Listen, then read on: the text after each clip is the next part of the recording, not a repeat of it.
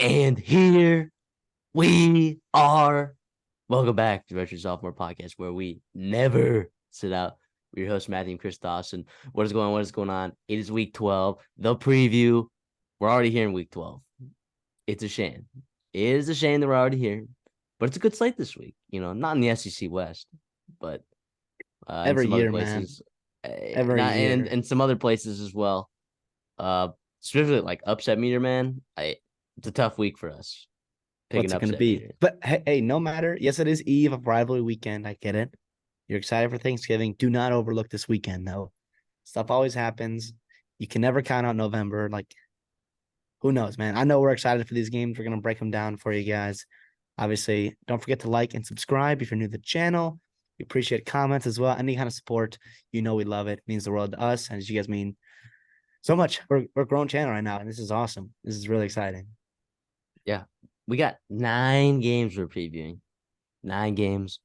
4 games we're previewing on the upset meter.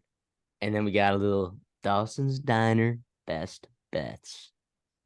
Time to keep turning this ship around. Yeah. Keep turning this ship around. This is the week.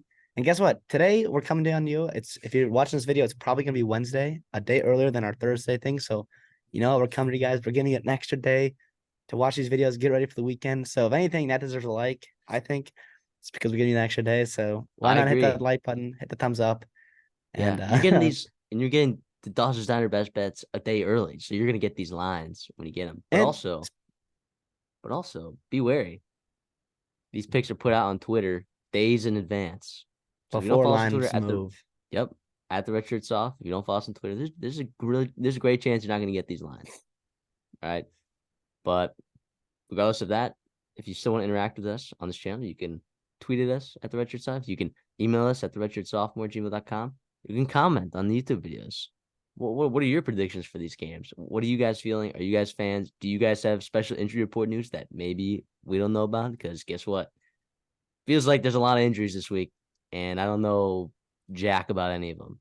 So would appreciate you guys filling in for us right there. Let's get into it. Let's go. First game. Game day. Corvallis, Washington at Oregon State. The line opened at Washington -1, but that is not where it sits.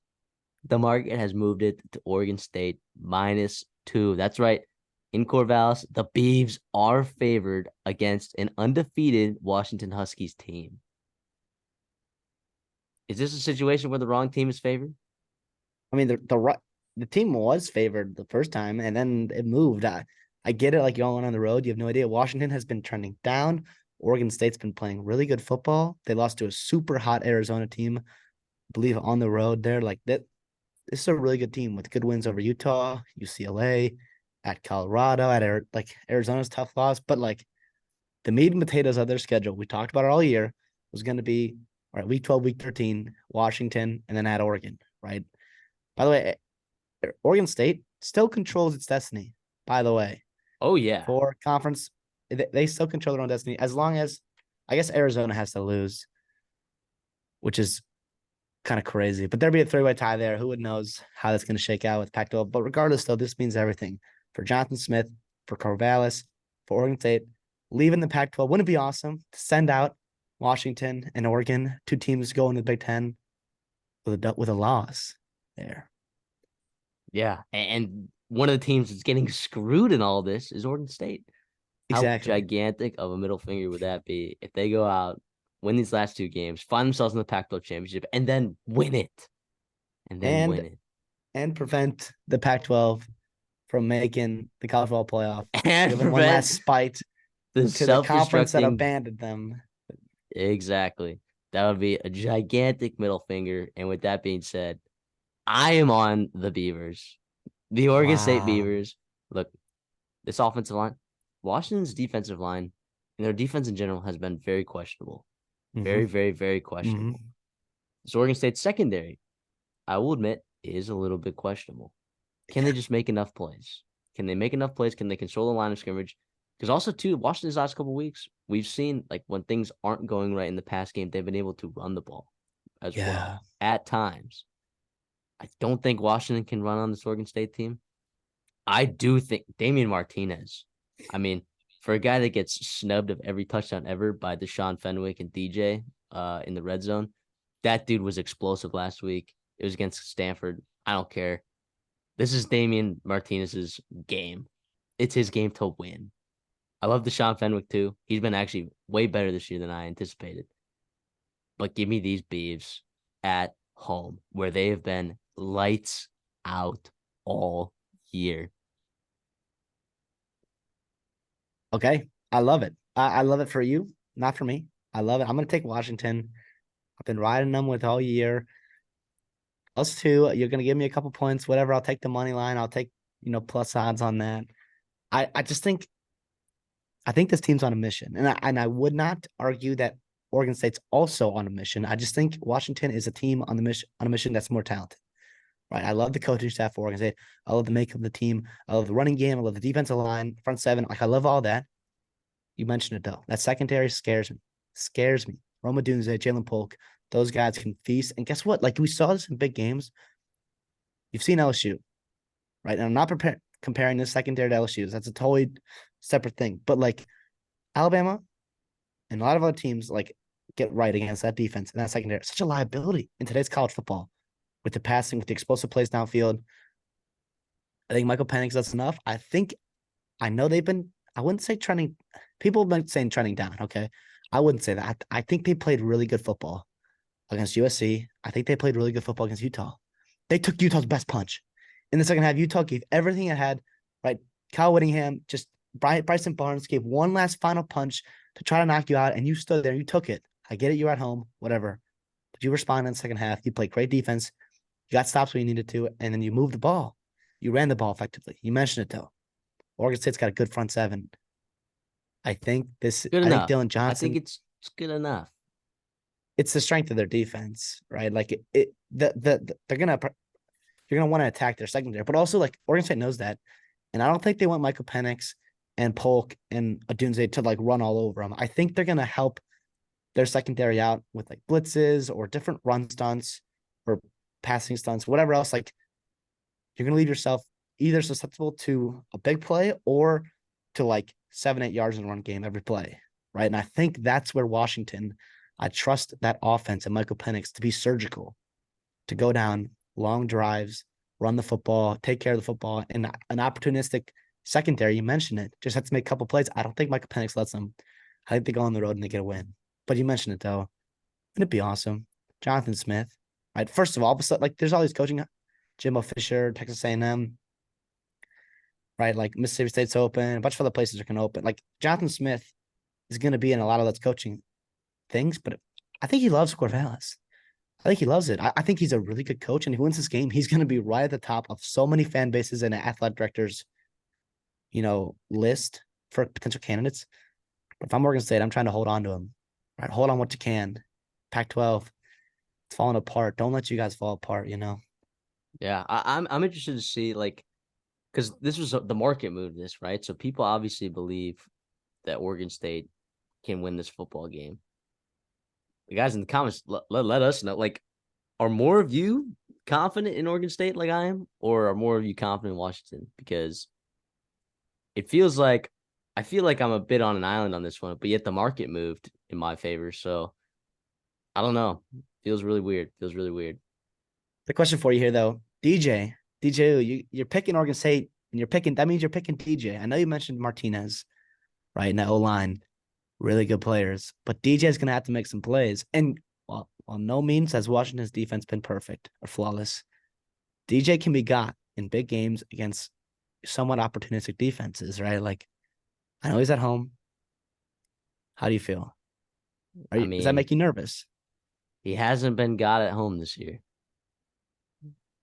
That's not crazy. That's the thing. If this was a road game, if this is in Husky Stadium, you're clearly taking Washington, I think. Well, yeah. But I think the magic of Corvallis, the Fighting On Beavs, night game. Well, it'll be 6:30. 4:30 local time, I guess. Yeah. But come on. Prime time, baby. I love it. I will say it's going to be nice weather out there. 51 degrees. Like you can't ask for much better. And Tuesday in November, mid-November in Corvallis. But I don't know, man. To be fair, I'll be honest. I hope you're right. I hope you're right. For the I hope so chaos of too. college football, for Oregon State, for Jonathan Smith, I hope you're right. Let's talk SEC. Let's talk Tennessee versus Georgia. Now we talked the SEC West. They have their cupcake week. This is not a cupcake week for the East at all. There's some good games out here. And one of them includes Tennessee at home versus Georgia. Georgia favored by 10.5. I'll tell you right away where I'm going because you know where I'm going with this. If you follow the show long enough, this is Georgia minus 10.5.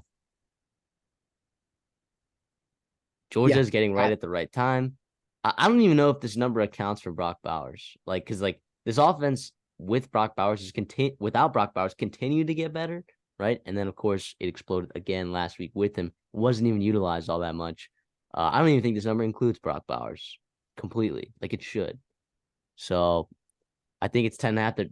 That Vegas is baiting you to take Tennessee because they're giving you the little hook at 10.5. But no, this is Georgia all the way by 3 touchdowns, even on the road.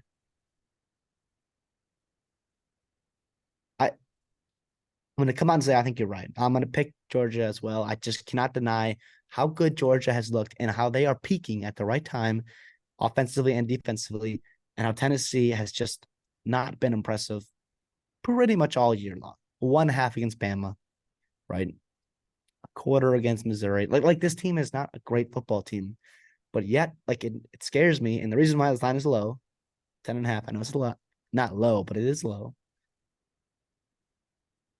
Like Neyland Stadium is something real. Check it out. Like it's gonna be popping. People remember last year's game at Sanford Stadium where Georgia just got up early and suffocated them.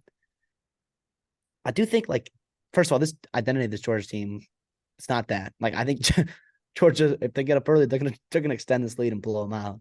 Because how good Carson Beck is, how the strength of their team, in my opinion, is honestly their offense. Right, not getting off the field, just continuing to extend drives, scoring touchdowns in the red zone. Can Joe Milton make plays? Can they run the football? Missouri ran the football. Cody Schrader ran the football. Now, yet last week, we saw Georgia find its running game against Ole Miss, but also Tulane's backup quarterback moved the ball against Ole Miss. This is not an elite Ole Miss defense. It's Pete Golding in a big game. He's gonna get got, right? He's gonna get got, but I don't know, right?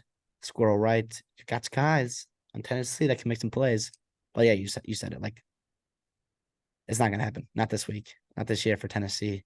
But hey, what is Tennessee's path to victory? Is there one?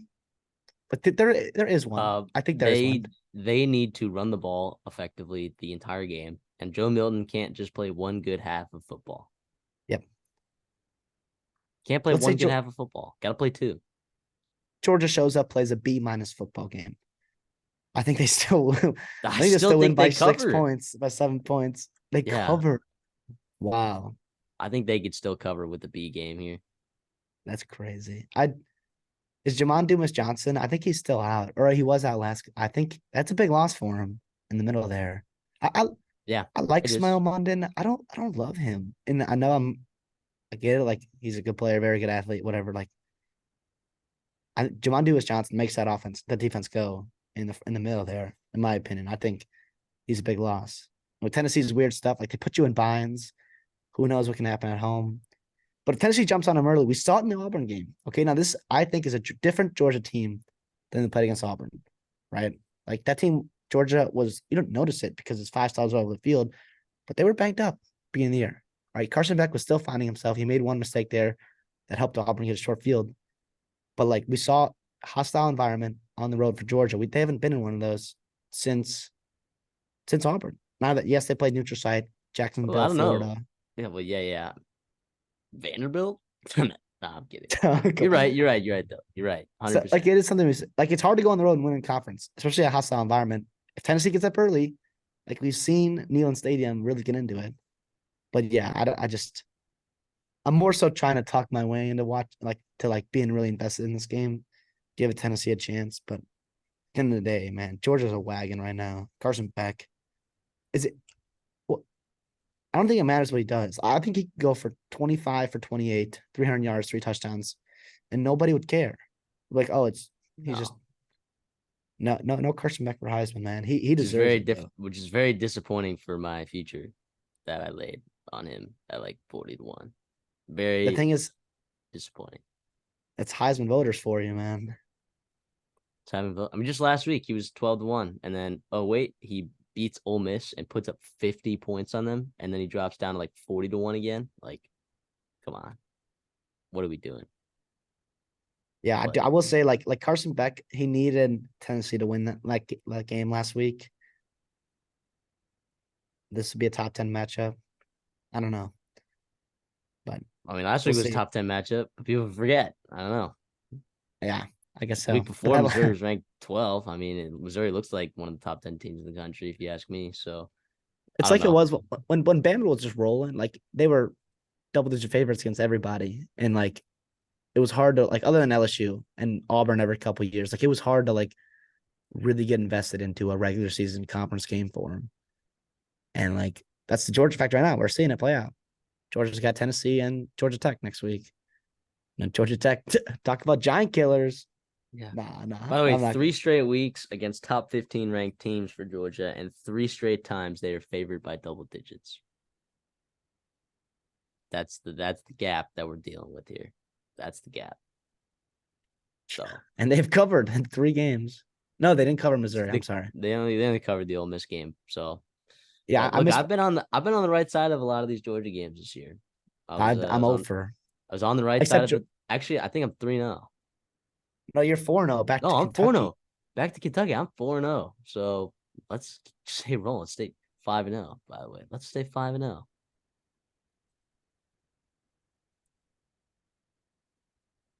Utah going to Arizona. Once again, another giant game for Arizona.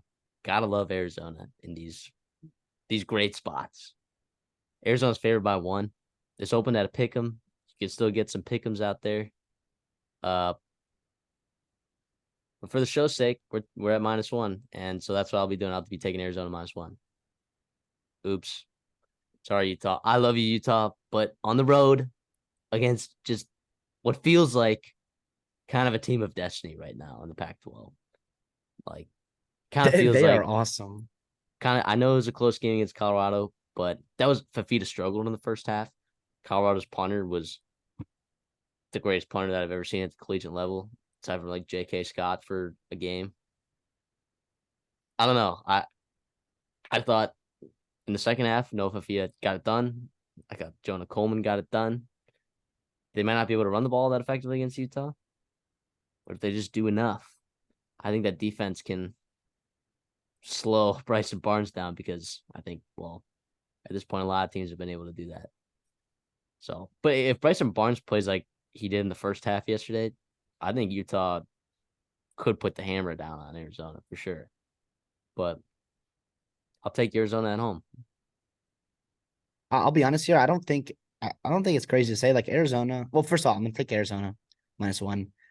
You mentioned it. It's always hard to fade Kyle Whittingham. This year is a little different though. Bryson Barnes, the team is just so banged up. It's not even just quarterback. It's really tough to see them. It would have been awesome to see Utah just really clubbing it out with some of the best teams in the Pac-12, and they have for the most part, but other than Oregon. But anyways, I just like I don't think I think Arizona's defense is better than Washington's. I don't think that's crazy. And they got hot for like 10 minutes in that second quarter. And that totally changed the football game. I think Arizona on at home doesn't let that happen. They can stop the run with their big guys up front. And I do think when they played UCLA, right, which I think we both believe, like UCLA, Utah, Oregon, probably the top tier of defenses in the Pac-12. Like UCLA's good defense. They ran the ball well, right? Jonah Coleman, Michael Wiley even. Right, Fafita was 25 for 32 and 300 yards. I don't think there's a ton of difference right now between the way Washington's playing and the way Arizona's playing. To be honest, Oh, I think Arizona arguably is better defense. I think Fafita's playing as good as most quarterbacks in the Pac-12. Right, maybe not Bo Nix. Michael Penix probably has higher upside, but also like there's weapons at Arizona. McMillan, Cowan, Montana Lemons, Craig. Like there's guys there. And I don't know. I trust Judd Fish. I think this team you mentioned they're on destiny. They're on a mission right now to continue to play well. Their Pac-12 championship is not out of the realm of possibilities. Like there's a real chance for them to get there. Oregon State causes a three-way tie and they do something. And like this Arizona team, man, they're not done fighting. And even if they were, like, even if it was out of reach, right? The Pac-12 championship, like this team's there's dogs, man. They want to win, and they have month of November and most of October. Yeah, this is also Jed Fish's continued audition for the Texas A&M job. So Oh, come on. look, as an Aggie, I would allow it. Of I'd course allow it. you would. Of course you I would would. allow it. I love this Jed Fish guy. He gets it done. He gets it done. He gets it done. So happy for Arizona's success this year. Unfortunate, like if Cam Rising is playing for Utah, I think, of course, their record looks different. This line looks different. We're probably talking about Utah, like this game being for them to get into the Pac-12 championship. Yeah. I still like this Utah team, but just injuries. I mean, still an unbelievable coaching job by Kyle Whittingham this year, right? And if they win this game here, it would once again prove that even more. That'd Oh be yeah. incredible. So, But like, I pretend like they're huge underdogs here. Like the line is a pick 'em for a reason. Like this is I a good agree. Utah team. This would be a really good win for Arizona. Like it, this just because Utah lost last week, just because they don't have their starting quarterback, they're still top 20 team in the country. I think everybody believes that. Arizona's power rated high, and so is Utah. And both of them deserve to be up there. I do think the way that Utah wins this football game, right? It's kind of been their way all year. You play good defense, right? You win special teams, maybe win the turnover margin, and more so like not creating short fields for Arizona. And then when you get into Arizona territory, you have to capitalize. You have to. The thing that worries me about this Utah team and Bryson Barnes is like, yes, they've been explosive in games at times, but like on down consistency, right? Having to go 8 to 10 plays and march down the football field, I haven't seen it yet consistently. And I think Arizona's too good defensively to let up big plays like that. I think Fafita's taking care of the football to let that happen and create short fields for Utah. And I just think I don't think that's gonna happen. That's why I'm picking Arizona, obviously.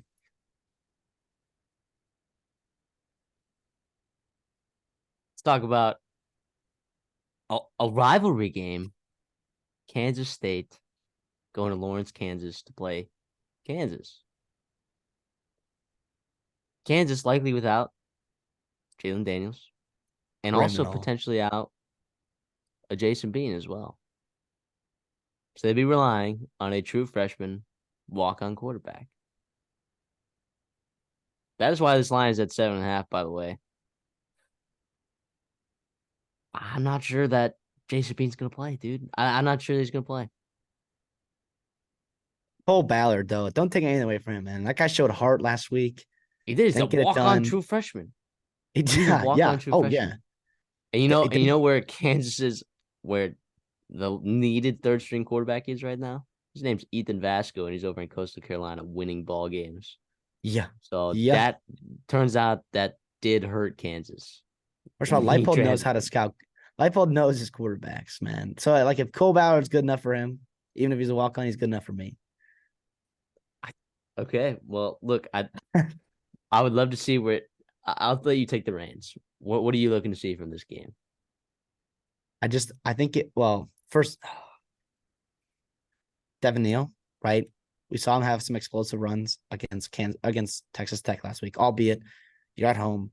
Texas Tech is not a good football team. I get it. You lost your quarterback. That changed everything.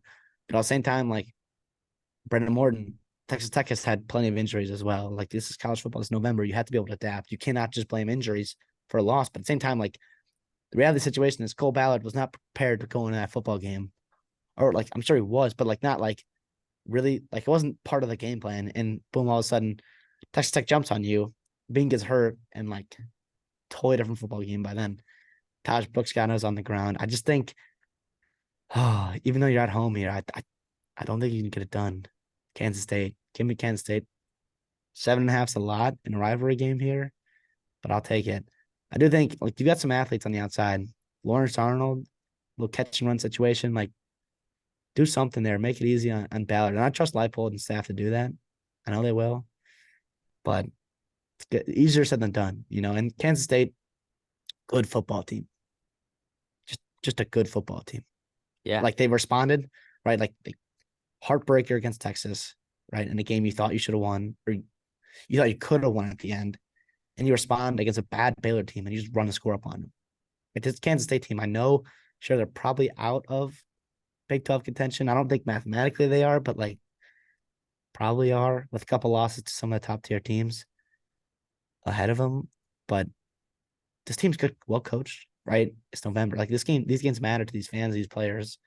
I don't think you're going to see a dud here from Will Howard and the boys. Yeah, this will not be a dud. This will be a dub. Give me Kansas State -7.5 in the Sunflower Showdown. I just can't get over. Look, you could say, oh, this is a tough game for Kansas State, right? Rivalry games are always tough. How tough is a in-state rivalry game for a walk-on true freshman quarterback? That's going to be Yeah. tough. That's going to be tough. Ask Malik Murphy how hard it is to move the football against Kansas State. Yeah, when it matters. Yeah. So, I'm a big fan of this. You're able to get it at 6.5 earlier this week. So for those that don't follow us on Twitter, you can see at the bottom of the screen at the Redshirt Soft. Maybe you could have been alerted that this was at 6.5 and you could have gotten it. Sorry. I will still take it at 7.5 for the purposes of this show. 100%. Now, if Kansas comes out and they win, Lance Leipold is just a guy. Now, here's the crazy thing. He already is a guy. He already is a guy. I'll say that. Like he is a guy. He is. This is a great coaching battle here in the Big 12. A great coaching battle. You're looking at a guy, Lance Leipold, one of the best in-game coaches that over the last 2 years for sure that we've seen. And at Kansas State, you got Chris Kleiman, absolute halftime adjustment guru. So I'm excited. I'm excited for this game. I really am. It's a Sunflower Showdown, right? Both these fan bases are going to be excited. I don't think the national media and the national fans of college football have been as excited about this showdown as, maybe some other rivalries in the past, just based on the history of like this rivalry in the last 10, 20 years. But this one's looking like it could be a good one. It is unfortunate that the quarterbacks are down for Kansas. I don't know. If Jalen Daniels was for sure healthy, I think he moves this line 3 points. That's a lot of points for a quarterback to move someone. But I think Big 12 preseason player of the year, he's a baller. Walk-on true freshman quarterback, Jalen Daniels, I think that moves the needle at least 3 points. I will say here about, this game here, Kansas, right? Last week, I don't fault you too much for losing to Texas Tech. I think Texas Tech is a better football team than the record in states. They've lost a couple of just really unfortunate games. And Taj Brooks, 33 carries, 130 yards, and a touchdown. Like he got going, and it's hard to tackle, hard to stop, especially when you're down in the game. The problem is for Kansas, it doesn't get easier. You have to tackle DJ Giddens now, and Will Howard, and some of the boys outside. Like Trayshawn Ward. I mean, yeah. How about Sanat or Sinnott? They're Snoot. big tight end there.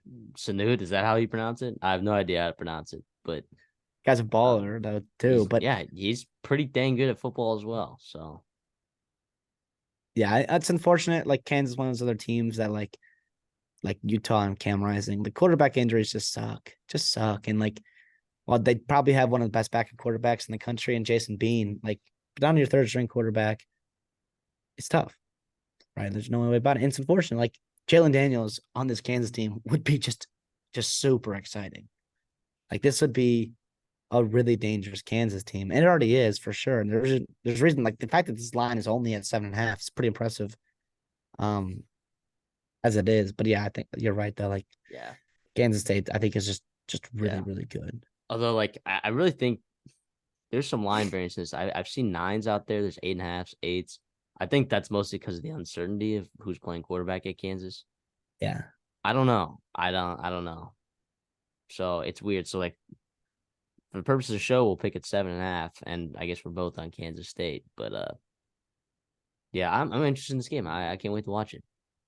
Yeah. Oh, for sure. Absolutely. Speaking of the Big 12, let's go to a game that has ginormous Big 12 championship implications, and that is Texas traveling to Ames, Iowa to play Iowa State, the Fighting Rocco Becks. Let's Mm-hmm. go. Quinn Ewers in his second game back. I thought he looked fine against TCU, but TCU kind of made a storming back in the fourth quarter. Surprise, surprise for Texas, right? Like, what's new? What's new? That secondary looking pretty questionable there. Uh, Iowa State at home. Some rowdy Cyclones. They're sitting at 6-4. I don't know. I think Iowa State could get a little frisky here. What do you think? Well, they always do. You can never count out Iowa State and Matt Campbell. The thing is, you mentioned Quinn Ewers came back. That was a big boost. And now, yes, he didn't light it up, right? He's still obviously still recovering, still getting back, his feet under him. At the same time, though, like outside of Alabama,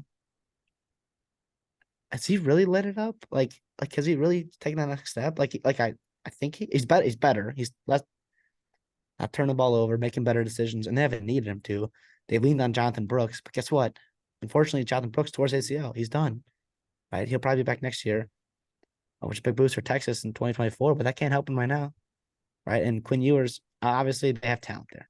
No surprises there. Like CJ Baxter is a baller, Savan Red, even Keelan Robinson. Like there's guys, and they're so creative with Worthy out of the backfield and Matt Sanders and all those guys. Like Sark, I'm not too worried, but at the same time, like it's hard to overlook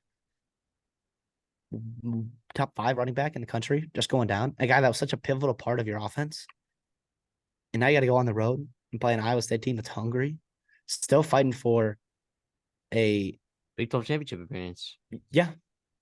Yeah. And I believe they do have the tiebreaker Oklahoma State. I believe it would be in it if things hold and they went out. And obviously Oklahoma State,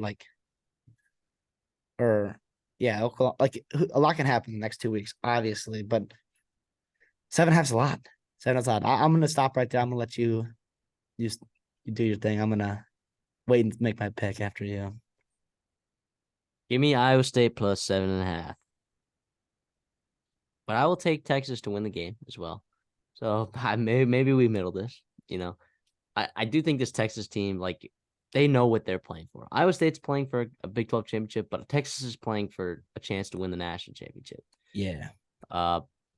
I do think they got a lot of stuff that they can scheme up. I think this offense opens up more. Now, Jonathan Brooks, terrible loss, but we talked about it before the season. Like this running back room is loaded still. It's still loaded. Now, Jonathan Brooks is the best back in Texas. In fact, he's one of the best backs in the country. This running back room is still loaded, and this offensive line is still good. I do think Iowa State can put up points. I think a backdoor cover is not out of the question. Key for Texas, get off to a hot start. Get off to a hot start. But also another key too, like when Iowa State's forced to throw the ball with Rocco Beck's been good this year. When they're forcing Iowa State to throw the ball because they're up, make sure you're staying in control of the football and giving your defense a break and get Iowa State off the field when it matters down the stretch. So, yeah, like I said, Texas, give me them to win, but I'll also take Iowa State plus 7 and the hook. Yeah, I don't hate what you're saying. I see why you're doing it. It makes a lot of sense, especially the backdoor cover. A lot of things working against Texas. But at the same time, let's be real about Iowa State here. And I'm a huge Matt Campbell guy. I love the turnaround they've had. They're 6-4. They're 5-2 in conference after a brutal 1-2 start. But let's be real about what they beat here. Okay, they beat Oklahoma State right before Oklahoma State was October, November. Oklahoma State, right? They beat TCU, Cincinnati, Baylor, and BYU. And BYU was without Keaton Slovis, and BYU probably will not win a game without Keaton Slovis. So it's not that they can't beat a good team. I'm not saying that. I think they can, and they hung with Kansas. Obviously, Oklahoma was just a wagon back then. But I don't know, man. I think Texas understands. You mentioned it. They understand the position they're in right now. And I think style points do matter. I think they do. If you struggle again with another team in conference, it's just more reason for the committee to put Oregon or Alabama over you, right, in that top four when it comes down to it. And I don't think Texas wants to let that happen. I don't think they want to leave any doubt for the committee and be like, hey, we are one of the best 4 teams, not only our resume, but also eye test. They're going to come out here on the road, the 7.5 point favorites, and get a big time win pretty convincingly. I think when Ewers shows up, I think that offense does. I think that defense buckles down. They've heard all the criticism about him. I get it. Iowa State's got some guys there too. Rocco Beck, you mentioned, is a baller. We love him. Jalen Noel has found success all year. Higgins has been an awesome surprise for them. But yeah, I think Texas gets it done here. I'm going to take them in -7. Yeah, I mean, I don't blame you. I do not blame you at all. Like you're right. To that point, you're right. And there's a team that we might talk about later. Well, I will bring up the same point where I don't think the schedule, right? You look at the metrics and the schedule, and you're like, I understand why they're rated so highly because of the schedule. We'll talk about it for sure later. So I don't blame you at all. But from an eye test perspective, I really like Rocco Beck and what he's doing and what he's done. They've turned it around this season. I agree. And also, like, when I say that, like I said, I don't think it can't happen. It doesn't mean you're a bad team because you haven't beaten anybody. But I think, like, you mentioned it, the eye test, Iowa State looks way better than all those teams that were bad in the Big 12 that they beat, which is good. At the same time, you put them on the playing field as someone that's in the upper tier of the Big 12, and it's been hard. It's been hard for them, and Rocco Beck specifically. It's nice you're coming back home for that game. You mentioned names Iowa. It's tough. Ask Oklahoma State in 2011 how tough it is to play in Ames, Iowa. I know Iowa State fans remember that. I know Bama fans remember that. There's a lot of talk this week about, flashback to 2011 when Bama needed a loss from Oklahoma State to get into to backdoor their way into the championship game, PCS championship game in a rematch against LSU. This year, they're rooting for Iowa State again, very hard against Texas to help them, bolster their chance of making the playoffs. Funny how things go full circle. Does history repeat itself? I don't know. You tell us in the comments. Iowa State fans, Texas fans, tell me why you're pretty confident. Tell me why you deserve to be in the top 4. UNC traveling to Clemson. The line is Clemson -6.5. I believe this has been bet down. I think this was at 7 or 7.5. It's been bet down. So most places, I think it's 6.5. You can still get 7s out there. But I mean, right away, if you're gonna give me it under a touchdown, I'll take Clemson. Yeah. I'll take -6.5. I mean, look, Clemson, like you talk about like bad variance, right? And now granted, there's been moments where this offense has not looked very good, but they've had some very bad turnover luck. And weird like moments, like big time moments where they move the ball and then they don't convert on 4th down. They throw a pick, whatever. Like they should not have lost against NC State. That was a weird game. They probably should not have lost to Miami. That was another weird game. Even the Florida State game, they should have won that game. Yeah. They should have won that game. And then the Duke game, I mean, we've talked about how that Duke game at the beginning of the year, like they moved, they had like 350 total yards of offense and just nothing to show for it. In the So red zone. because they're just moving the ball inside the 40, and then all of a sudden they would stall. So they will not stall against a Gene Chizik-led defense for these Tar Heels. These Tar Heels have regressed significantly over the last 5 games defensively. It's not even close. Sure. Yeah, I shouldn't be betting against Drake May. But give me the team that's kind of trending in the right direction. Give me the team that plays better defense. Give me a hungry Clemson Tigers team at -6.5 at home. Yeah, I think you're absolutely right here. I think Clemson, you mentioned it, like they, in terms of like a per play, like they have not been outplayed all year. You mentioned like I get it, like you're losing football games. There's a reason why, and it's you're losing certain games in a football game, right? Key fourth downs, key third down, red zone opportunities like that make or break big time scoring possessions, but also like they kind of found themselves. They capitalized really well in the red zone against Georgia Tech. I get it. It's Georgia And Tech you at know what's home. fixed I that? get it. Phil And Maffa. yeah, he's been an awesome revelation. I know Will Shipley's a stud, but like get both those guys on the field at the same time. Like, dude, get them both touches. Like your wide receivers are not good enough to be just feeding Klubnik, and Klubnik is not good enough to just be passing the ball 30 times a game, especially in this game. I get it. Like you want to attack that secondary for North Carolina. You don't want Cameron Rucker to like get after you. But at the same time, like, I don't know, man. I just think Clemson is probably the best 6-4 team. Like they should not. Ever. They were just Ever. yeah, maybe. And if they lose this game, it probably won't change my mind on that either. I think it'll probably look the same as their other games have cost in their losses where they just outplay a team and then they just lose. The thing is about North Carolina, like they're also a team. You look at their schedule and they're like they're just 8-2, and like they played really, really well outside of 2 games. And like They edged out Grayson Loftus last week. Like yeah. That barely. well, They needed a game time field goal drive there at the end and then winning in overtime. ever since that Miami game, like Virginia, I get it, right? Calandria, whoever it was, like No, it was Musket. It was Tony Musket that game. you lost to Tony Musket. Come How do you on. lose to Tony Musket? That's what I'm And hey, saying. we're rooting for the program there in Virginia, obviously, but Virginia and Georgia Tech back-to-back weeks, unacceptable. I get it. You've gotten 2 straight wins in November. Happy for you guys. You've got Clemson and at North Carolina State. At Clemson, at North Carolina State, the last 2 weeks of the year. Yikes. But you're still in it, though. We talked about this. There's a reason why we're going to be covering Louisville and Miami.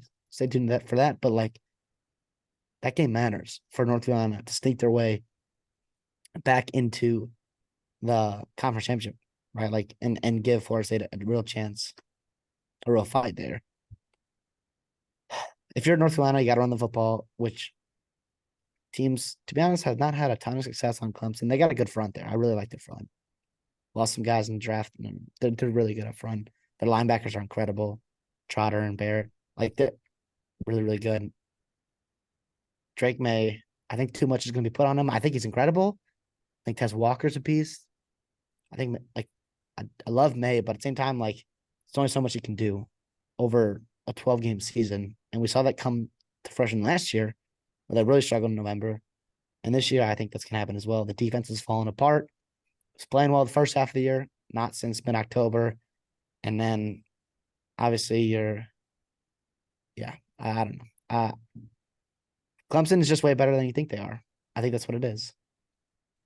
I agree. So I think people saw that line. They're like, what? Clemson's favored by a touchdown? What? And then they immediately bet it. And now it's scraped below 7. Yeah, give me 6.5. Vegas is loving that too. They know how good Clemson is power rating wise. Now, like there's a reason why they've lost 4 games. We talked about it. Like this, it wouldn't surprise me that if they lose this game outright, it's almost a touchdown favorites. Even though I'm picking them to cover that spread, but yeah, I just think it's interesting. By the way, that Dabo Sweeney comments were weird about the A&M job. First of all, the A&M would run him out of town. Oh my gosh, I would hate him. He's not If he didn't coming. use the transfer portal. Like, it's a weird fit. That's an interesting fit, though. In terms of 2 personalities, College Station and Davo, super interesting. He's not coming to A&M. And neither is Dan Lanning. Do you think Clemson would be happy if he left? Don't have to pay his buyout. You could probably get a really nice coach. Yeah. I think it really depends who you get. I think Clemson fans would be short term, like excited about that, but I think like just got Be to think careful about what you what this wish guy. for. Yeah, be careful Yeah. what you wish for. I mean, like this guy has done by you national championship. Like, are you kidding me? 2. What is it like? 2. Yeah, 2. What are there like 5 active coaches that have a national championship, and there's 3 that have multiple, or something like that.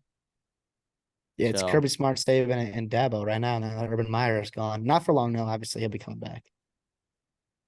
yeah, and then other Not guys with the obviously. national championship, Jimbo, and well, That's actually, he's true, not but he's active anymore. gone. Oh, he's He's gone. He's not even gone. active anymore as of a couple days ago. Jeez. So Who wow, and knew, Mac man? Brown, I guess, in this game as well. So Well, you know, That is the national crazy. championship, a national championship showdown between Dabo Sweeney and Mac Brown. Oh, That's interesting jeez. though. If you do lose this football game, if you're North Carolina, right, let's talk implications on that there. Like you gotta be frustrated, right? Like this is a very talented team defensively as well. You hit on the transfer portal, you've got a running game, you've got an all-time great quarterback, and what, you're gonna fall apart in November again? Yeah, I know it's not back-to-back years with an unbelievable quarterback. Their line was what, 8.5 Yeah, over under? I took the I under. would be sweating. It's I not would be over. sweating. I took the No, under. if It's not over. I'm saying if I had the over, I would be sweating because you had two rivalry games here. Oh, And dude, if this, Duke had won last week, oh, that would have been such a great comeback. Because what did the UNC start 6-0 or whatever? Gosh, that would have been such yeah, an electric comeback. yeah. But also like Georgia Tech, be wary of Georgia Tech. You know, you can't fault you for losing to The Yellow my Yellow Jackets. Jackets. But yeah, no, this is awesome. This game obviously doesn't have the hype that we wanted it to happen, and probably that like these were a lot of picks for people's picks to win it all, to win the ACC, right? Like Florida State, yes, but North Carolina, Clemson, we're right there with them. And yeah, how much does things have change in 2 months? 3 months. Let's talk more ACC. Let's talk Louisville traveling to Miami. Miami 1.5 point dogs. Are Miami some dogs though? Emory Oh, Williams, his left arm is snapped in two. So saw a pic photo of that guy. Seems like he's doing all right. Will not be playing football. Will not be playing starting quarterback. Tyler Van Dyke came in that game. I actually had a prop open for his under passing yards. It was at like 230 and would have been canceled if he didn't play. So it was electric. It was electric. the thing is Those are not many people got screwed by him not playing because how many people are taking his over? yeah, I know. That's what I'm saying. That's why I took it because I'm like, dude, like I don't know. I liked it a lot. You know what also has been cooking? Jack Plummer unders as well. He has Except not last been week, doing what? except last week against Virginia, they got it Okay, done. well, I yes, yes. So do we think Tyler Van Dyke? Do we think his yips are cured?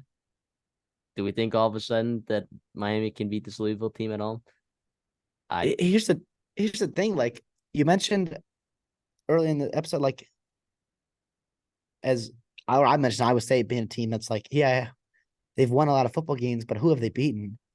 Eye test tells you one thing, sure, but it's also like when they play the top dogs, you see something happen. To be honest, Louisville has not played a top dog all year. They played Notre Notre Dame. Dame. Do you want to They talk were about that? limping into that game. They were beaten and bruised, and you dominated them, which you should have. And I picked that to happen, but also like it didn't make me super impressed with Louisville long term wise in the whole season. Like very happy with Jeff Brom. Right, they've won a lot of games that they should have won, which is different than it happened in the Satterfield era, obviously. But at the same time, like you beat North Carolina State with Brendan Armstrong. Okay. You beat Georgia Tech beginning of the year. You beat Duke without a quarterback. And Vatek and Virginia, you beat the Virginia schools. Like this is gonna be, I think this is the best team they've played all year. I don't think that's crazy to say that. And even though Miami, yeah, they're 6-4, Notre but I Dame think this fans are going to come after you. I know. But Notre Dame fans are going to come context after you. matter. Okay, maybe that's a little bit of a hot take, but like context matters for that football game. I picked Louisville to win that game. Like I saw it happening. Doesn't mean like I predicted it to happen. Doesn't mean I'm going to change my expectation of Louisville. Like I'm not. I think this has been it. I took their over on the year because record their schedule just stunk. And Yeah, yeah, and it I cashed. think like now at the same time, like you have to win this football game to make it to the ACC championship game. Yeah, That's because they it. play Kentucky next week. Yeah. This So is this it. is their This is this is the their final game. ACC game. You've playing a just a defeated Miami team, right? In a place, Hard Rock, where Miami has been awful, right, under Mario Cristobal. And you're playing Tyler Van Dyke, who's you mentioned it, like he's not the best quarterback on that roster. Now, like when he's good, he is, obviously, but that's not been the case for most of the year. And Louisville's got a good defense. I don't know. This game I've gone back and forth on. What say you? I want to hear your thoughts. Yeah, I think it benefits Louisville. This is an 11 a.m. game, right? Because there's a chance, right? They played later in the day that UNC could lose to Clemson, and then all of a sudden Louisville's like, oh well, we've locked it up, because uh we got the tiebreaker over NC State, we got the tiebreaker over Virginia Tech, got the tiebreaker over Georgia Tech. We're chilling. We wrapped it up, but they played 11 a.m. So it's on them to win this game to Yep. clinch the ACC for them. So give me them. Give me them Cardinals. Give me them at -1.5. I do think this Miami defense is actually really good. I think like people have Yep. not been talking about it enough. I think people have talked about Tyler Van Dyke being so abysmal the last like 3-4 weeks that it's kind of overshadowed like what the defense has accomplished, which has been a lot.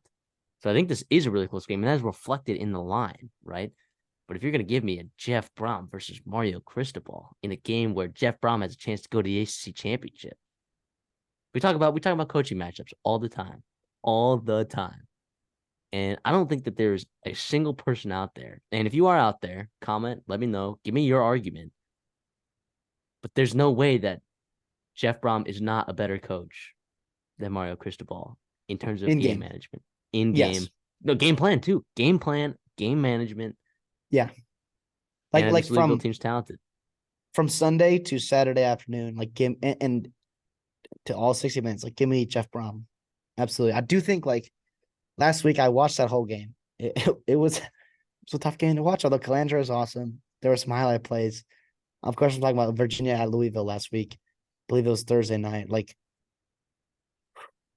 I don't know, man. Like Louisville, they won, but they just did not convince me at all. But at the same time, like you have to give them credit for winning a football game where you did not have your fastball or your changeup or your slider. Like you had to win like with your fourth or fifth pitches.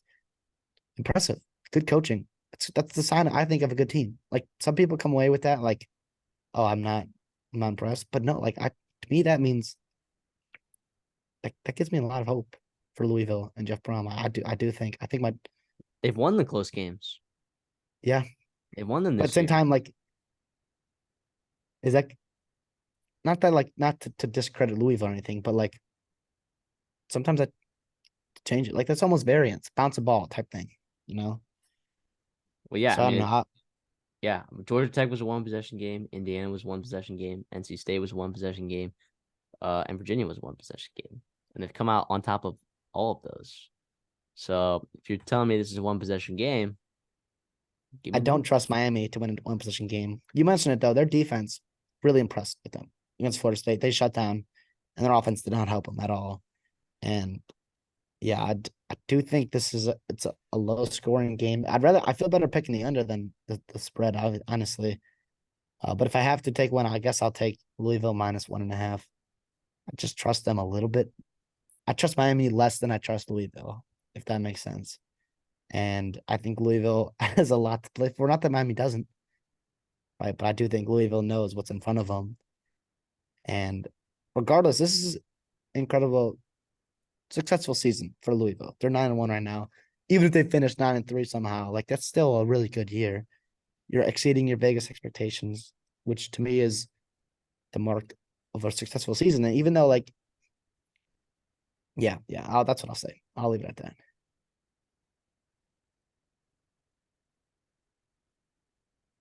Let's talk American Athletic Conference. Let's talk SMU at Memphis. Is this our Hey, first game covering since Tulane yep, Ole Miss back in week yep. 2? It is our first game covering the American. And you know what? Let's go. All of a sudden the American race is wild. It's Well, wild no. right now. Oh, we are not done talking about the American. I think this week and next week, the American has my eye with Tulane, SMU, UTSA, and Memphis. Those 4 teams at the top, man. Not a lot of margin between them. No, seriously. And now both of these teams, when they've run up against a really good team, teams more talented than them, they have lost. But these teams have also won the games that they're supposed to win. SMU metrically, right? Like I'm just talking like total offense, total defense. I'm not talking about like opponent adjusting stuff, right? Just they're the 29th in rushing in the country. They're 20th in passing offensively. Defensively, they're 30th in rushing, 13th in passing, right? So they're playing at like a top 25 caliber level right now, with their one loss being to Oklahoma. Okay. They're averaging 4.7 yards per carry. That's really solid offensively. 8.1 yards per attempt on a pass. That's really solid. But Memphis is right there. They're also averaging 4.5 yards per carry, 8 yards per attempt. So offensively, SMU and Memphis look really similar. But But defensively, Memphis is really terrible. Like, I mean, really, really bad. And I've watched Memphis quite a few times. And the first time I really got to watch them was week 3 against Navy. They somehow won that game. And they just let Navy, like in the first half, it was explosive run right off the gate. And it was like, okay. And that has been a trend. They're 8-2 to the over this year, Memphis is, for good reason. Well, one, their offense is really good, but their defense is pretty abysmal. 107th in rushing, total rushing, 97th in total passing yards. They're giving up 5 yards per carry, which is 112th, and they're giving up 8 yards per attempt, which is 98th. That is abysmal. That is abysmal. And SMU, on the other hand, like their run defense has been really effective. At their top 10, 3.3 yards per carry allowed. And they're 9th in giving up yards per attempt, which is 6.0 yards per attempt. Seems solid, but SMU, their schedule. I mean, let's read off their wins, shall we? Oh shoot, I just hit the wrong button there. Louisiana Tech, Prairie View, Charlotte, East Carolina, Temple, Tulsa, Rice, North Texas. So they got away with actually getting the most favorable schedule possible in the American, like actually the most favored. The most favorable schedule in all of the American, it is SMU. And you know what? If JT Daniels didn't go down in that Rice game, who knows? They could have lost that game. They were on our upset meter that week. They were on our upset meter. So it was a close one possession ball game. If JT Daniels doesn't go down, they got a shot.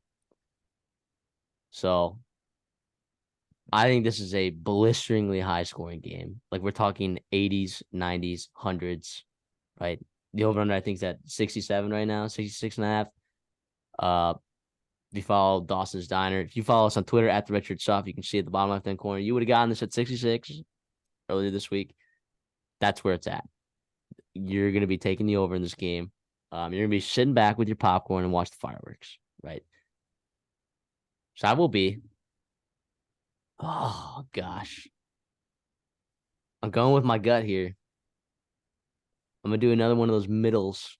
I'm going to take SMU to win. I'm going to take Memphis to cover plus 7.5 because I think Memphis, they're the biggest. If I've ever seen a backdoor cover team, it would be this team. Seth Hennigan, Blake Watson, all very good. Now, Blankenship is injured. Their wide receiver, too. He got absolutely knocked out cold in that game last week. Will he be back? Based on what I saw from that hit, I don't think so. I'm no doctor, though, right? He could be back. Not sure. I'm assuming that he's not playing. SMU's pretty healthy. I guess Jordan Curley got hurt a couple weeks back, but he's what, their wide receiver 4, wide receiver 5. So yeah, give me Memphis plus 7.5, but SMU to win straight up. Yeah, to be honest, I hate to do it. I'm gonna follow you there. I think SMU gets it done in the end. I think Memphis probably back to recovers, like you said. I think that the key here, though, you mentioned Preston Stone, uber talented guy, Seth Hannigan, very productive player in his own right. I think the key here, and what I think is the best room in the conference, and one of the best rooms in the country, is that running back room for SMU. Jalen Knighton, LJ Johnson, Kamar Wheaton. Preston Stone a little bit with his legs. But like that's a really, really good three-headed monster there. All very talented guys. All productive players this year for SMU. And you mentioned it, man. Memphis is not a good football team defensively. They're really not. Over 6 yards per play given up. SMU goes over 6 yards per play themselves. You mentioned it though, that the over there. The only thing that's good about the over is like SMU and Rhett last year. Like I think they want to put up points. Obviously, they want Preston Stone to do his thing, but at the same time, like they want to win this football game. They want to win the American. I think the best way to do that there is to run the football, control the clock, get stops when you can on defense, and really bleed that clock as much as you can. Score every time you have the ball, and don't leave up the chance that your defense has to get a stop. And I do think SMU, you mentioned in their schedule, man, they have just not played any good quarterbacks. Even Chandler Morris, and Chandler Morris was very productive against them. You got Right. benched. Yeah, exactly. And Dylan Gabriel obviously was uber productive as well when they played that first game. I do think like this team They showed can get got. a little bit of bleeding, But I think this team overall is a little bit more talented than Memphis. I think they'll get it done. But regardless, though, I'm gonna be watching this game. This is awesome. This is a really, really good football game. Yeah, I can't Say wait. what It's you on want about the ESPN. American. Say what you want about the American. Like the top of the American is really good. Yeah. Also, And it's here's the thing too. It's it's like pretty good. it's gonna be an awesome game to watch too, because both these teams are about middle of the road and pace of play, right? So you're gonna get like like it's not gonna be too fast of a game. It's not gonna be too long of a game. It's gonna be awesome. These teams are also both top 15 in terms of penalties against, like meaning they don't get penalties, right? Yeah, clean This could be football. a really clean game. There could be a lot of fireworks. So another reason why uh I took the over as well. So I can't wait for this game. Seth Hennigan has been a baller this year. He's been a baller as well as Preston Stone. I mean, I got their stats pulled up right here, I guess. Preston Stone, 2,600 yards, 23 touchdowns to, what is it, 6 INTs. Seth Hennigan, yeah, give me 2,800 yards, 22 touchdowns to 8 INTs. But also Seth Hennigan, he's added quite a few on the ground, as well as Preston Stone. And you said he's running back. Like Blake Watson's got 900 yards on the ground, 12 Oh, touchdowns. yeah. I mean, he's been a stud. So, and he looks fully healthy. So I like our pick. We've kind of, I think our picks have aligned a lot this week. We're kind of a lot on the same stuff. So we could have a really, really good week, or we might have a pretty terrible week combined. Yeah. The one thing I did write down here is like say what you want about their wins this year, but like Memphis and SMU, they're both teams are 8-2. Their two losses. Memphis in particular, Missouri looks like a really good loss right now, and they played them close Yeah. in Tulane. And Tulane's probably the class of the American right now. SMU, Oklahoma, right, top 15 team in the country, and then TCU before they kind of imploded. So I just because we haven't seen him beat a really good team or beat like it doesn't mean they aren't bad. Doesn't mean they are bad teams. We can still see it come November and in the conference race. But regardless, though, the American needs this one, and SMU's leaving for the ACC, right? Yep. Next week. So if you're Memphis and you're American, wouldn't you love to knock off your SMU but on its way out? Let's go to the Mountain West. Gosh, do we love covering the Mountain West? This We Mountain West have race it's absurd. It's absurd right now. It's almost as crazy as the American race right now. UNLV at Air Force. Air Force dropping their first game in conference to Hawaii last week. Uh, I'll say it right away. UNLV +3. The wrong yeah. team is favored in this game, 100%. And I think you agree with me. One, Zach Larry might not be playing this game for Air Force. When he is not playing, this Air Force team is mediocre. It is Uh, I, mediocre. I would go below that. And when they're turning the ball over, which they have the past 2 weeks, they are a bad football team. They lost the two teams that are not good at all, Army and Hawaii. A lot of it you mentioned was quarterback play. A lot of it was turnovers. The thing is like it's hard to predict that week to week. Larry, we don't believe he's gonna play. It's also hard to predict turnovers. But at the same time, like Barry Odom and staff, this is a good offense for UNLV. They're gonna put up points. And the defense is getting better, I think. Barry Odom and their staff. I know it's hard to stop the little fun offense that Air Force runs. But yeah, don't overthink it. Don't Yeah, don't overthink it. Go overthink at all. UNLV. Plus, another little sneaky sneak. Air Force is playing. They've been stuck in Hawaii for an extra 2 days because their flights messed up. or the weather, whatever it is, they've been stuck. So they'll get back to Colorado. Sure, this is a home game. It's in Colorado Those guys Springs. are tough sons of bitches, man. I don't think they're a little too worried about I know. Well, believe about me, some. these Air Force guys, these guys know their way around a plane. All right. All I'm saying is there's some other factors there. I think UNLV is riding high. They should have beaten Fresno State. They should be undefeated in the Mountain West. And they're going to continue rolling here. They are. They're both UNLV, Air Force are tied with only one loss in the Mountain West. If UNLV wins this, they lock up. They lock up their chance in the Mountain West Championship, I believe. Correct me if I'm wrong there. Same thing with Air Force though. So we'll see, man. But I've been riding this UNLV team pretty hard here. So made me some money last week against Wyoming when they absolutely kicked their teeth in. I think like if Zach Larry is not playing, I think something similar could happen here. And here's the one thing: UNLV's defense is good in their front seven. Their secondary has got this year against teams. We saw it. Fresno State did that. Colorado State did that at times when they were playing that close game. And this Air Force team without Zach Larry cannot throw the ball. So good luck running. Good luck running on this linebacking core. I wish you luck. But give me these Rebels of Las Vegas. Absolutely. And Ricky White, too, for UNLV. It's just been lighting it up in Mountain West play here.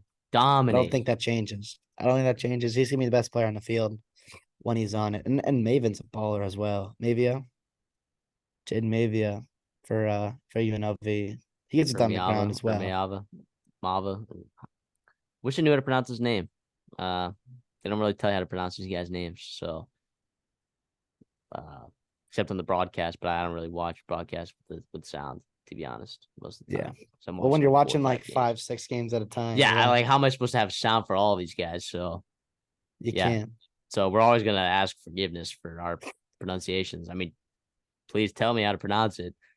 There's a Texas Tech fan that actually enlightened me on how to pronounce Tyler Shuck's name because I was pronouncing it wrong, and it was in the comments. You know what? That was not a butthole move. I was genuinely thankful because I didn't want to look like an idiot, even though I did. Exactly. But I haven't looked like an idiot since. So thank you to that Texas Tech fan. Wish I knew his name off the top of my head. But I think even defensively, like these two defenses, Air Force defense is really good. But I think the best defensive player is probably Jackson Woodard for UNLV, that linebacker. Yeah, he's playing. I mean, McDuffie, Tompkins, that's a good front seven, dude. I think they could stop this Air Force team. I think they can do it. The wrong team is favored. Give me the Fighting Rebels +3 and to win straight up.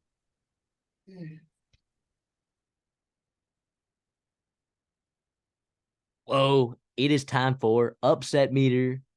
Now, let's preface this. Okay, what are the rules of upset meter? Well, the rules of upset meter, these favorites that we've put on here are at least 10-point favorites.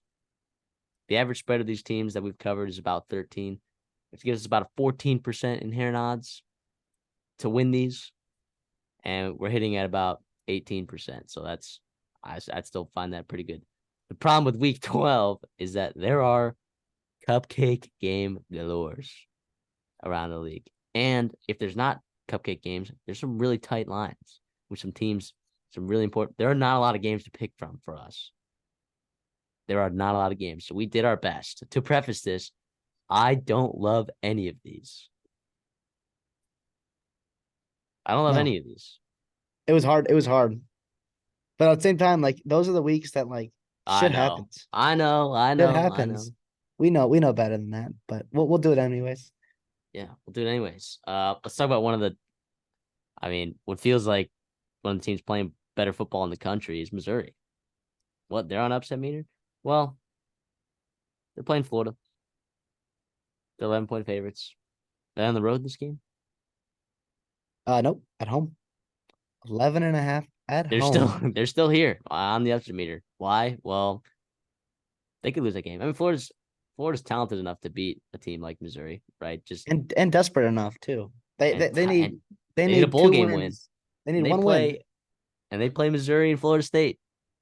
So you Yeah. tell me who do they have a better chance of beating? I don't know. So I mean, I don't feel great about this. This is definitely like a mild play for me, for sure. I don't know if anyone could argue that this is sweating to me. I don't know that people could argue. I think someone could argue that this is cold for me for sure, but Yeah, this is I think mild. So mild's a good middle. I do think, like you said, I think mild is on the higher end of how nervous I would be. Obviously, it's college football. Obviously, it's November. You take every game seriously. That's why you play the games. At the same time, though, this Missouri team's a wagon right now. They're playing really good football at home. It's hard to fade them. But at the same time, like, wait for Florida to win this football game. Graham Mertz has been really good. Surprisingly, they've been really good. Rick Pearsall's a dog. You run the football, right? We've seen some teams have success running the football against Missouri. And who knows? Fourth quarter, the game's a game, and you might come down and have a chance to win the football game. You played well enough. You played well against LSU. You just ran into Jaden Daniels. yeah, Like believe it or not, that's that was Trevor Etienne's first multi-touchdown game. So I don't they got know. to get in the ball What more, man. what did you learn from that, Florida? I don't know. What have you learned from that? So Don't get down early. don't get down early. Seriously. So I think this is definitely a mild play. And if you're listening on Spotify, right? One, we're on YouTube here, so we got some graphics. So if you can't see them, I'm sorry, but feel free to check out our YouTube channel as well. But we got the ratings are cold, mild, sweating, steaming, piping, right? In terms of how we feel. How hot are these upsets, right? Piping meaning, yeah, this is probably gonna happen. Cold meaning, yeah, this is not happening. So we're sticking Missouri comfortably and mild. We still got 3 more games left to cover. Let's talk. James Madison's on the upset meter. How many times have they been on upset meter for us this year, and they have just made us look like idiots? Dude, I was I was just typing in. I was doing Control F on ESPN just to pull up the game real quick. And I Control F. I said James Wagon because I was like, I'm gonna say that they're a wagon. They are, man. They've been a wagon all year.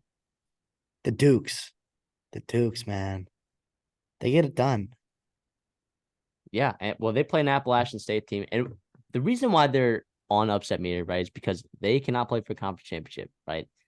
But Appalachian State is still in it. They could still pulling up the Sun Belt standings right now. They're 4-2. Coastal Carolina is 5-2. Coastal Carolina still has to play James Madison next week.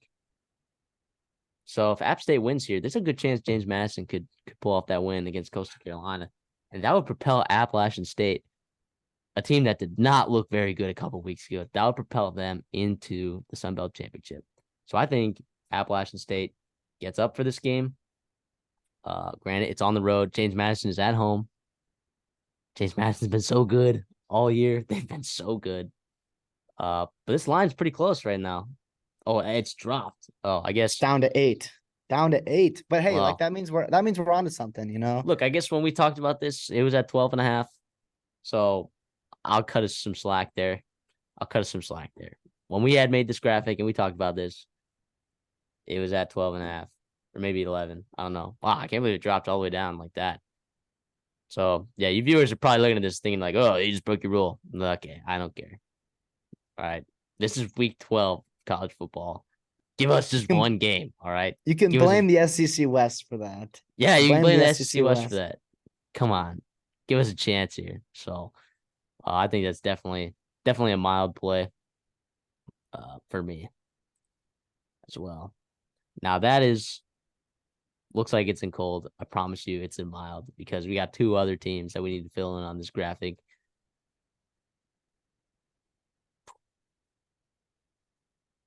UTSA, a wagon right now, if you ask me, in terms of like they're playing to play right now. And their head coach, Jeff Traylor, he's trying out for a particular other job that Oh, has come opened up in on. Texas. Come on. Let them have their fun, UTSA, man. Frank Harris and those boys, they want to win a conference championship, man. They don't care about Troy. Like they don't care about him potentially leaving. They want to win a championship game. That's why I'm not worried about this football team here. Yes, UCF puts up points, or USF puts up some points. But no, UTSA, man. UTSA is a Yeah, wagon right now. this is a mild for me for sure as well. Less mild, or sorry, like it's cooler than Missouri in my opinion, right? I think it's right there with JMU in terms of like JMU and UTSA are just playing too good of football right now. It's like they're on this upset meter, but they're both, I think, equally mild on the upset meter, right? I wouldn't put this in cold, right? I wouldn't put this in cold necessarily because I do think UTSA. Hey, look, if Jeff Trailers, if he's fixing his resume, if he's talking to his agent, right? Is he a little distracted right now? Uh, I'm gonna say probably not. But look, in case he is, we wouldn't be here to say that we were right. I'll say this about that. These guys are professionals. They can multitask. I get it how hard it is to win a football game. The margins are just oh so ever thin. The thing is, these guys know how to multitask. That program is bigger than one person. Even if he is focused on another job for him, he understands. Right? He understands how important this game is for not only his program right now, but his future career. And yeah, that's why I'm going. I'm not too worried about UTSA. Yeah, I agree. Definitely And a mild play. UTSA got Tulane next week, and that That's a big is game. Oh, for it's a look ahead spot though, maybe. I guess so. Good point. But this team, they've won too many championships in the queue, so to let that get to them. Wouldn't that be I crazy though? They come in the American and they run the table off rip. That would be absurd. That would be crazy. That would get Jeff Traylor a job somewhere else for sure. If he wants it. Now I get it. Like, yeah, I'll leave it at that. If he wants it. The last team we'll talk about on the upset meter is TCU, 13-point favorites against Baylor. I believe that's in Waco too, or is No, that it's in it's in Fort Worth? Fort Worth, but not too Jeez, far so we're away from taking each it other all anyways. home teams. Goodness gracious, that's the kind of week we're dealing with, That's people. the week, the That's SEC the week that West. we got.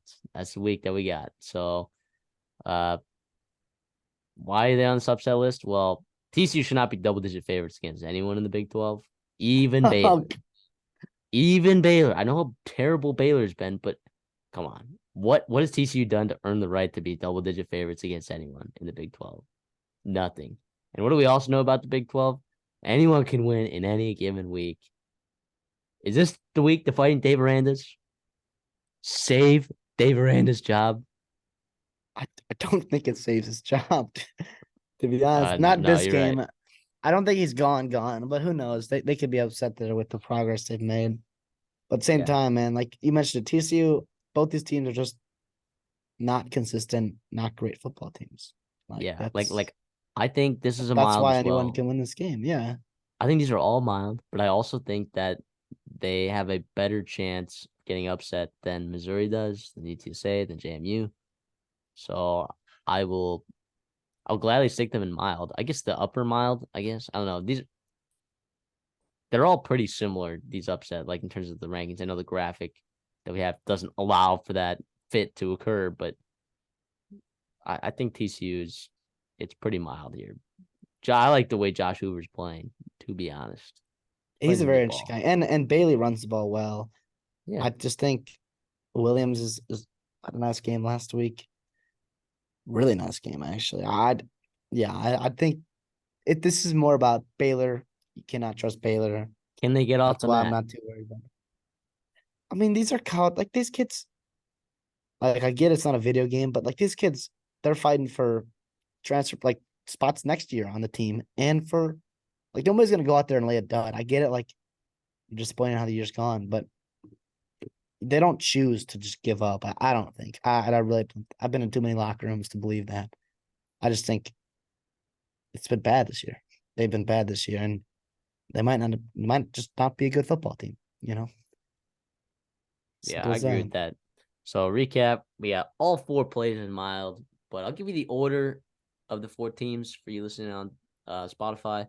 I'll give you the order in which we put them. TCU most likely, Missouri second most likely, UTSA third, And JMU is the coolest of the milds that we have for this week, week 12.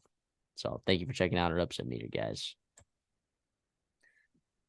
And now we're at Dawson's Diner, everyone's favorite segment to lose money at.